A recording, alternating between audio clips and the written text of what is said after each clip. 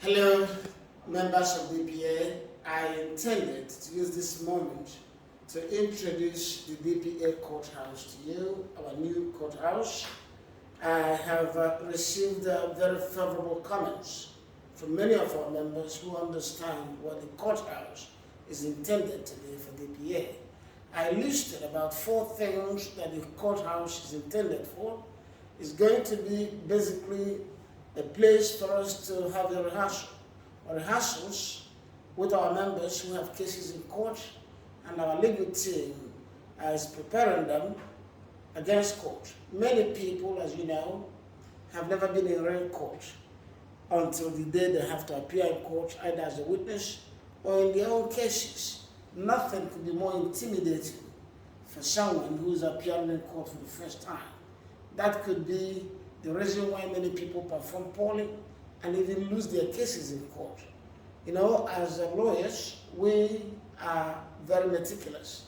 We want to make sure that those we are taking to court are adequately prepared, that they understand what they're going to face in court, they have had the opportunity to simulate and prepare themselves against the very detailed exigencies of courtroom performance.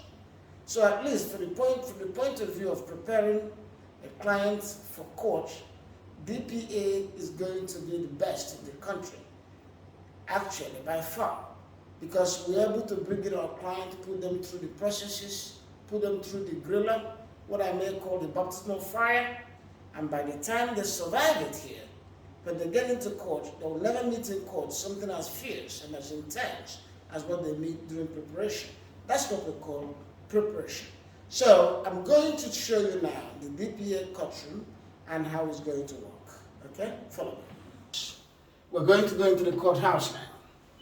As you can see, when you come into the courthouse, we tried as much as possible to simulate conditions that people will encounter in a modern court. By modern court, we try to use international standards.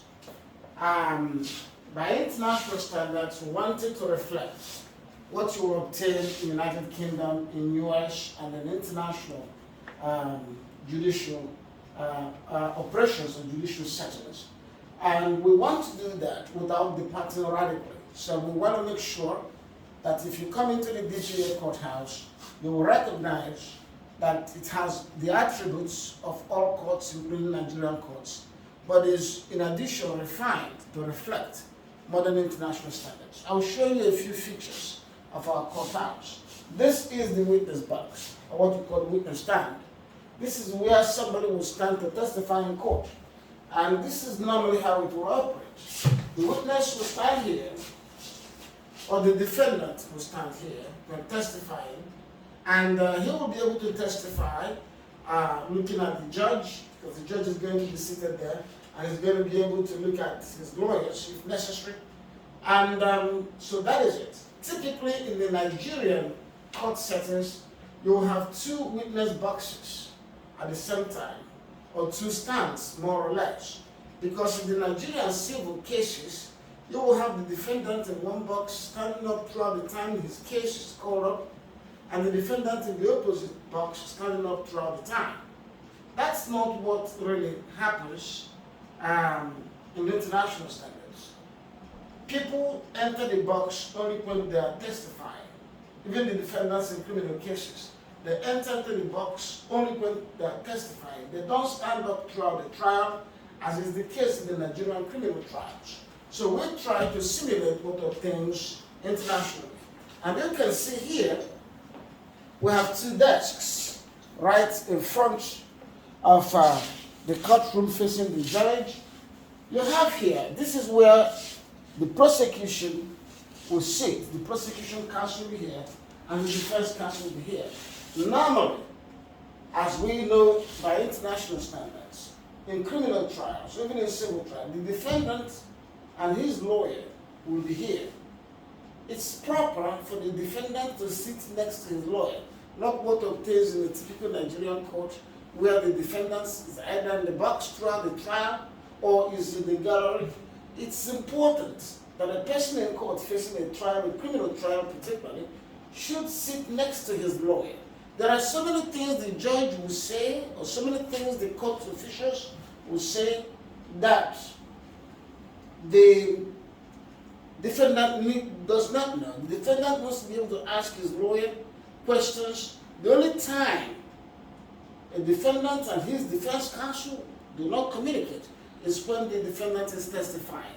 So, but in our own setting, consistent with what we call best global practices, the defendant is going to sit next to his lawyer and they can whisper in a way that is non-disruptive of the court proceedings. They can whisper, they can, the defense counsel can help the defendant. This will be consistent with the position of the Constitution, Section 36, that says you must give the accused person adequate opportunity to be effectively represented by counsel. So sitting next to his counsel is dignifying and better. However, when the defendant is called to testify, the defendant will now enter the witness box. And since it's only one witness at a time, testifying at a time, our court did not have need to have two stands. One stand is enough because only one person testifies at a time. So this area of the court is the section where the judge is going to sit. But let me show you. Come over here. Here is where the registrar. The registrar is going to sit here. There's a desk here, as you can see. There's a desk here for the registrar and the chair. That's where the registrar stays. The registrar is going to administer the oath. First, the registrar is going to call up the case. And if somebody is to testify, the registrar will be able to administer the oath from over there. So, anyway, come here. I just want to show the registrar corner. That's it. Okay, don't worry. So that's going to be the way it is. Okay? Now, the court is equipped with projectors. You can see the projectors down the wall. So whatever the judge is seeing on his screen, he can project there on the wall. So the court will be able to look at it. Everybody else in the court will be able to look at it. Also, the other side is a TV monitor screen. This is to enable us. The projection and the TV is to enable us conduct virtual trials so that people don't need to physically be present in this court to be able to testify. Okay? So they can be called upon from distances, from places in the United States. They could be linked up by Zoom or Skype or any other means so they can participate in trial without being physically present here. And something else I must say for you to understand is this court will serve multiple purposes, such as I indicated it's going to be a place to prepare our members. It's also going to be a place for real trial of cases where individuals have consented to have DPA look into their matter and are willing to be bound by whatever recommendations DPA made. In that case, we will assign lawyers to the two different parties, the opposite parties, and those lawyers will come in here. They will be licensed lawyers, competent and capable people in legal analysis. They will defend their own side. Whoever is assigned to that lawyer, the lawyer is going to defend that person vigorously to the best of his the legal standards, or professional standards. And at the end of it, this court, listening to the two sides of the argument, will make recommendations and the parties will be asked to agree to it, just like in any typical mediation setting or arbitration. That is it. Also, we're going to have interesting drama sessions here. We're going to be able to carry out, produce dramas here. Because there are some legal issues that are better dramatized as a way of teaching the people, letting people understand what the law means at any point in time. Now, I'm going to show you how the judge will come into this court. The camera is going to stay now and I'm pointing that direction, and you're going to see how the judge will come in.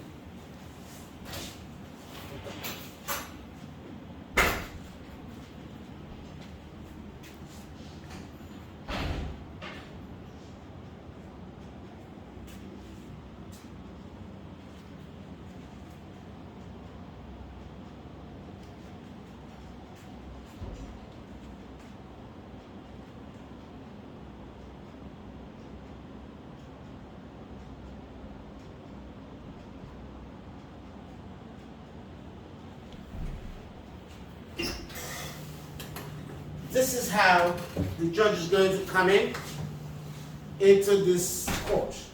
And the judge presiding is going to sit on this chair. Whoever that judge is going to be, the judge will be seated here. And next over there will be the registrar who sits. I've explained the function of the registrar. Over there, you will show them back there is going to be where the warder is going to stand. The warder will be there. A police orderly will be there. The police orderly is the person that maintains order in court. The warder is going to be there because some of the cases that will be entertained by this court will be criminal cases. Come over here.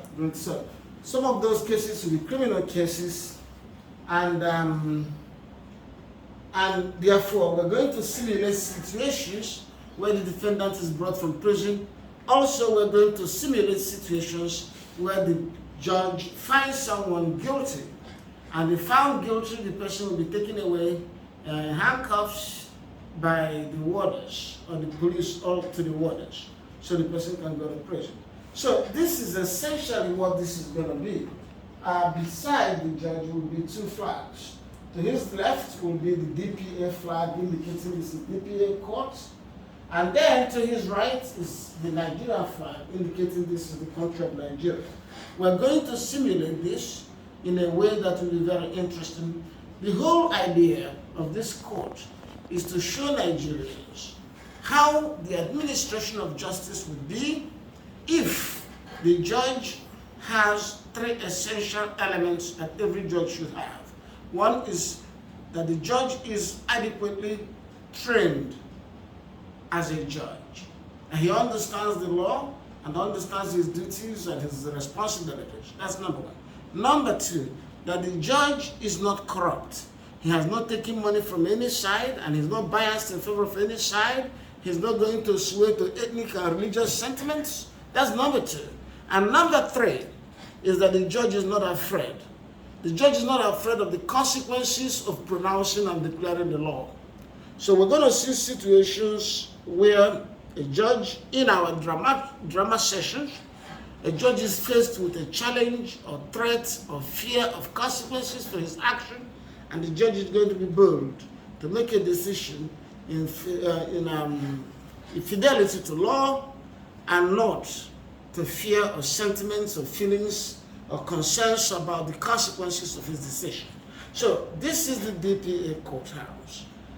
You can see, if you look around, and by the way, when a person enters the courthouse, as you can see, the first thing the person sees is the clock on the wall, which makes sure the person is conscious of time. Everybody knows what time to come into court when they go into court.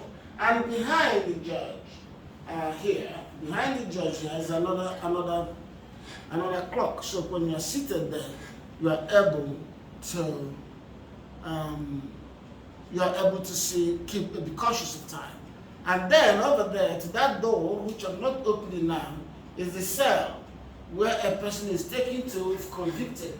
If convicted, the person is going to be locked in that cell. That's where the warder takes the person, locks him up in the cell until such a time that the prison vehicle is available to take him to prison.